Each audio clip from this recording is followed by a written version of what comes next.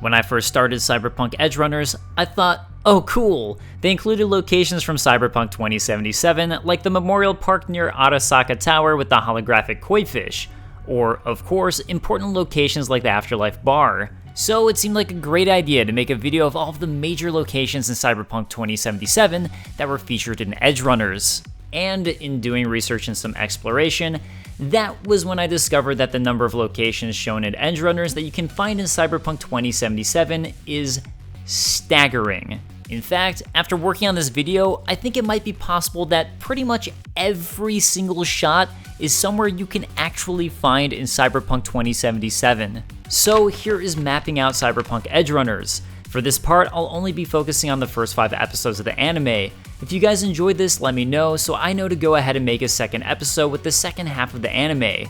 I've split it into 2 parts because there is just that much you can find in the game. So let's start with episode 1 and go scene by scene. Also, before I get into this, I want to give credit to Volk.com, which is how I found most of these. I seriously have no idea how they found a lot of these, so they really deserve a lot of credit here. Edgerunner's first episode begins with a BD of a cyber psycho attack. This attack takes place at the center of Corpo Plaza around the Memorial Park. It's ultra memorable thanks to the koi fish holo floating around.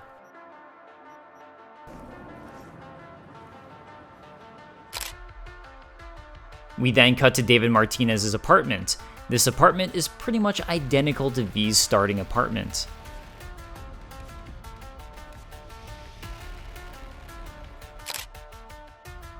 On TV, we see the exact location and crime scene of where the cyber psycho was taken down. This is right across the street from the Memorial Park metro station. From here, David takes his walk to school. Once he heads outside of the apartment complex, we see this shot, which reveals David's location. David is in Santo Domingo and lives in Megabuilding H4, with this in-game shot of the location being identical. This is also where the Edgerunners patched-in side quest is located, where you'll find a BD and eventually be able to get David's jacket.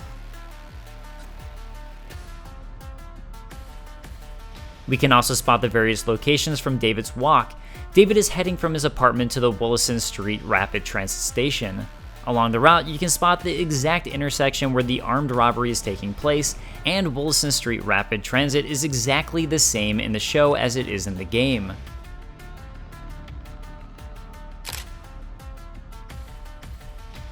David gets off at the Memorial Park metro station and, as I mentioned earlier, passes by the crime scene. He then heads up the Central Plaza stairs where he spots Lucy, runs up, and once again we can see this exact location where Lucy seems to disappear.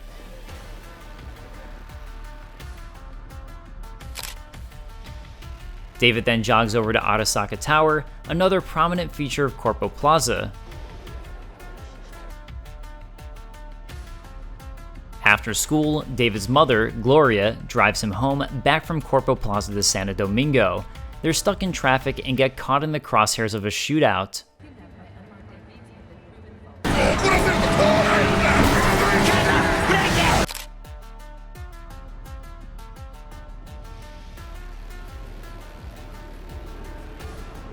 As we now know, thanks to mapping all of this out, the yellow and blue building you can see in the distance is Megabuilding H4, meaning they were almost home.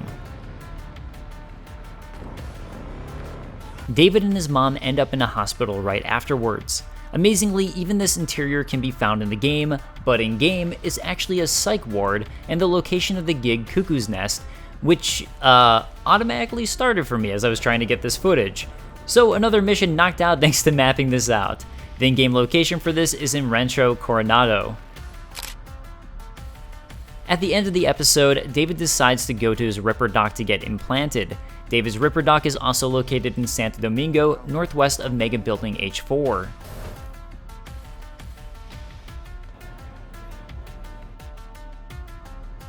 That's episode 1 mostly wrapped up, so let's dive into episode 2. After wandering around aimlessly, David runs into Lucy on the metro. They get off at the Memorial Park station in Corpo Plaza, where David faints. Lucy and David escaping from the ambulance is in Japantown, in the Westbrook area. Lucy's apartment also happens to be in Japantown, Westbrook, near the river. In fact, here's the exact spot they look out at together. Which apartment is Lucy's is a good question, as it could be Mini Days or it could be Megabuilding H8. So I did a little exploration in order to try and figure this out as best I could. While I am talking about episode 2, I'm using the end of episode 4 when David and Lucy are on the roof for reference. I tried to access the roof of Megabuilding H8 and wasn't able to, so it was time for some parkour. I failed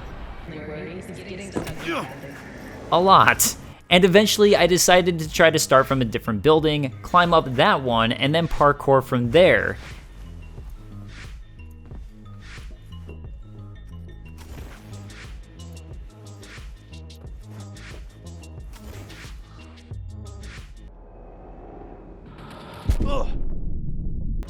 I didn't make it to the roof, but I was at least around 20 to 30 floors up.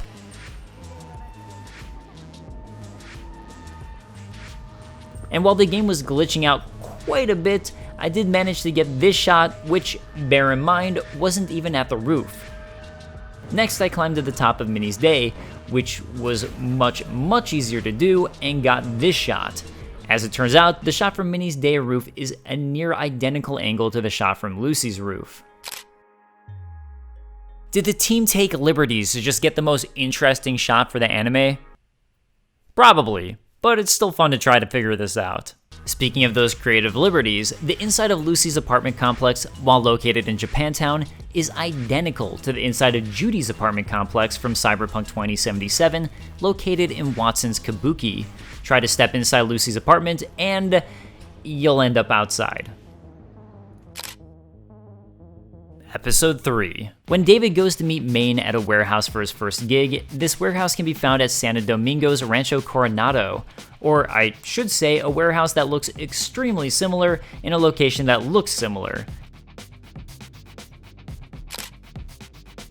In fact, we can also find a 6th Street graffiti on the wall here, which also matches up with when the crew return back with the car, and Maine explodes a dude on a wall, which is the same wall with the 6th Street graffiti.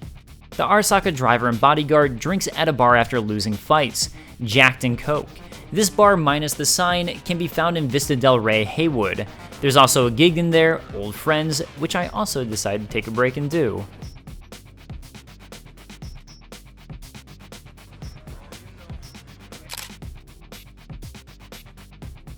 After stealing the car, David and Lucy escape heading south on Congress, with the shot from the back of the car being this.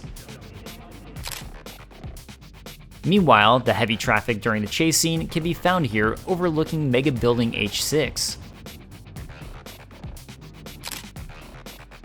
Finally, the crew heads to Turbo's Diner to celebrate finishing their mission. Turbo's Diner is in Japantown, Westbrook, near Lucy's apartment. Next up, Episode 4. Our first shots are in the Afterlife. If you even played Cyberpunk 2077 a little bit, you'll know about the Afterlife. It's located in Little China, Watson. Maine and Dorio are looking over surveillance footage. These cameras are located in North Oak, Westbrook, near the Arasaka estate.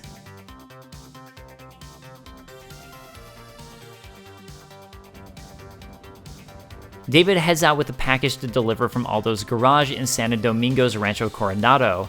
Following the path to the west, David passes by some cops. David heads to Rebecca and Pilar's apartment. As a side note, if any of my pronunciations are weird, I'm sorry. I watched the subtitled version of Edgerunners, so I'm saying it kind of like that, and I'm not sure how the dubbed version did it. Anyways, Rebecca and Pilar's apartment is in Watson's north side, right next to the Longshore North Fast Travel Terminal. Afterwards, David meets up with Lucy at a dock at night. This dock is in City Center's downtown area, all the way to the east. It's also the location of the gig, The Frolics of Councilwoman Cole, so if you're looking to do their exact same night run, you might want to make sure you're a high enough level to finish this gig.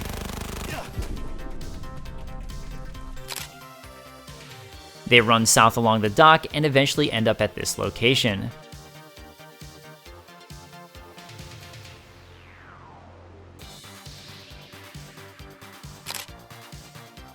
During this training montage, we see David now at the Afterlife. We also see him at this gas station, which would seem to be the Medeski fuel station located in the Badlands. We see brain dances at Lizzie's bar, located in Watson's Kabuki. Rebecca tries to teach David how to shoot at a shooting range, which just so happens to be the Second Amendment located in V's apartment. There's the Maelstrom gang with their insane visual implants at the All Foods factory, with the interior couch location being identical to that of when Jackie and V visit during the pickup. Near the end of the episode, after the montage, the gang runs into a Cyber Psycho. This Cyber Psycho is located in Northside Watson. The episode ends on the roof of Lucy's apartment, but I already went over this. Finally, for this video, Episode 5. The gang plan out how to capture Jimmy Kurosaki in the location of one of the very first missions of Cyberpunk 2077. This is in Japantown, Westbrook, on the 15th floor of one of the buildings. If you're having trouble refinding it, you can get back in through the underground garage. Jimmy Kurosaki, or JK, is at Embers, which is in the Glen Haywood. When chasing JK, there are a couple of maps shown. These maps are exactly in the style of the maps from Cyberpunk 2077 and actually map locations from the game. The location where JK is later killed is in Watson's north side. It's on the second floor of one of the buildings here.